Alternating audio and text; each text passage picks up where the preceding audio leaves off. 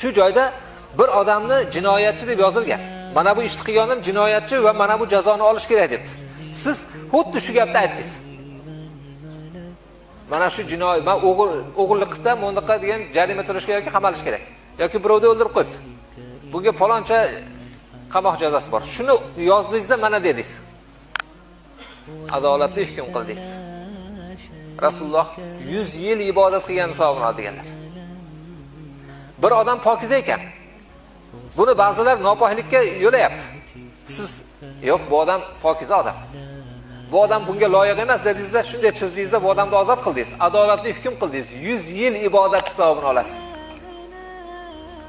Bu ishni kim qila oladi? Siz umringizni oxirigacha shunaqangi halol, pokiza, adolatni o'tishlikka harakat qiling undan ko'ra. Qila olasizmi, qila olaman deydi. Va'da beraman sizga deydi.